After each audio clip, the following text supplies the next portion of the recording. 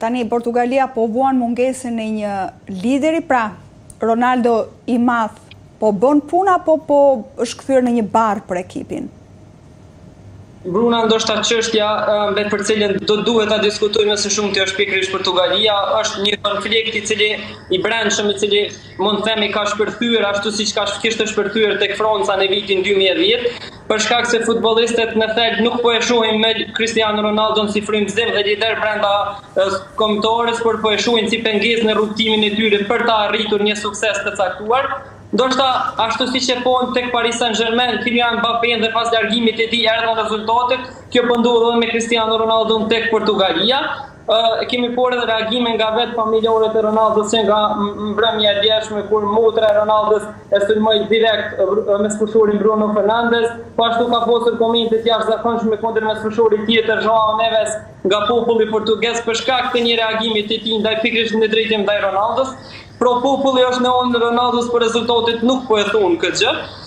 Ajo që do duhet ta cekim një natyrisht është se Cristiano Ronaldo është një legjendë e madhe e Portugalisë dhe një legjendë e madhe e futbollit. I ka dhënë shumë këtij sporti, por ndonse e do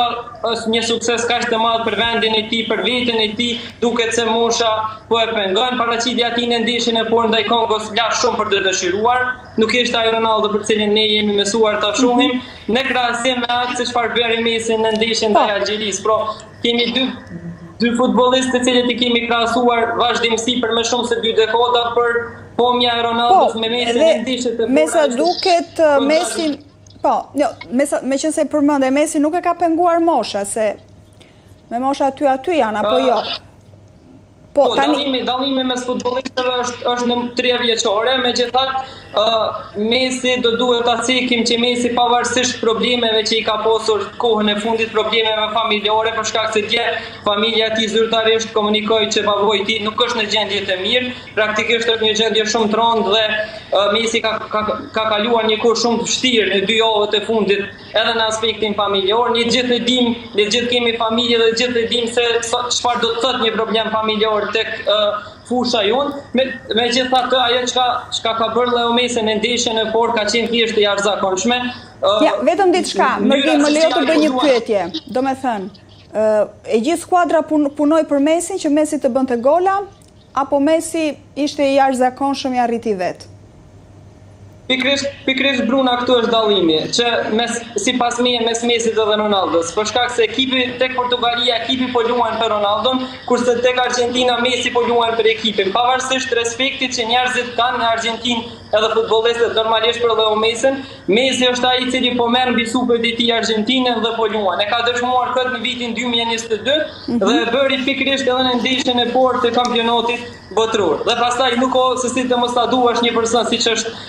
Leo Messi, i cili e dëshmon klasin e tij, e dëshmon atë sepse ka pasur edhe kritika të vazhdueshme se po luan në Amerikë, është jashtë çdo niveli, nuk është në nivel të lartë, nuk është në nivel siç janë klubet evropiane. Megjithatë e dëshmoj që në ndeshjen e por që ende është në nivele të larta dhe ende mund të synojë një trofi tjetër të madh, që sipas meje në rast se arrin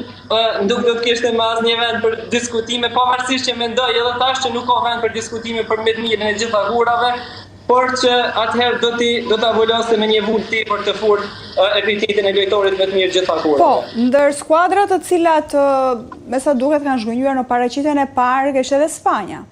e cila është edhe kjo ndër pretendentet kryesore, por çfarë nuk ka funksionuar?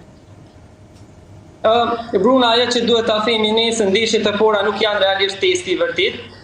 Argentina në vitin 2022 e ka humbur ndeshjen e por ndaj Arabisë Saudite, por më pas nuk e ka humbur asnjë ndeshje dhe e ka fituar kampionatin botror. Pra ndeshjet e pora janë shumë të vështira për kombëtarët për shkak se vinë në këtë kompeticion duke mos i njohur mirë kundërshtarët e tyre. Sidomos kur ki të bëjmë me një kombëtare të tillë të vogël, e cila